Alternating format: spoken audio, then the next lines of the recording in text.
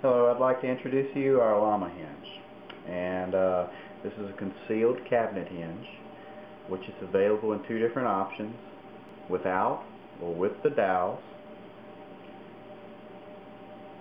The press-on dowels are used in a configuration to where you would bore 3 holes in the back of the cabinet door, and these would either be pressed in or they would be knocked in with a hammer. Just depends on your preference. In the case with the screw-on, you would only need one 35mm cup hole drilled. You'd insert the hinge, square them, put 2 screws in there. Both of these hinges are 110-degree hinges. They're designed to be used with a face frame, but they can be used with laminate cabinets and whatnot. The way that they mount is there's a tab right here. You would place the plate onto the edge, slide it back until it won't go any further, and that properly positions the hinge. There are many adjustments on these hinges. This here would slide, let it slide back and forth. This would adjust how far your door is to the face frame and away from the face frame. This adjustment right here, you take a screwdriver and screw it up or down. This moves this portion up and down. And what that does, it allows you to adjust the top and the bottom of the hinges. And whenever you adjust the top and the bottom hinges, that will let you line your doors up like so. Also, the last adjustment is here. These holes are slotted. Now, you loosen the screw, you move the hinge up and down and get it properly positioned.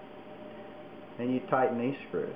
Now, what's different about these hinges that you won't see on a lot of other hinges is this third hole here. This is a set screw hole. This allows the hinge to be set into place after all adjustments are made. This way, over the life of the cabinets, the hinge will be less likely to move. These are clip-on hinges. What some people do is after they hang the doors on the cabinet, they'll remove the doors for installation. It makes it a lot easier. It's as simple as that to put the hinges back on the plates. The way that we sell these, normally we sell the hinges. You would determine whether or not you want the press-on or the screw-on mount. For most people who are do-it-yourselfers, they'll tend to lean towards a screw-on. Guys who want speed and accuracy and self-squaring, these work better. The press-ons do, because you pre-drilled the 3 holes, and then whenever you press the hinge in, it's set in place. There's no adjustments. With this here, you drill a 35mm hole, you press it in, you have to square the hinge up, because this fits in a round hole. It can do that, but it's very simple to do. We have 2 different plates for 2 different overlays, well, nominal overlays.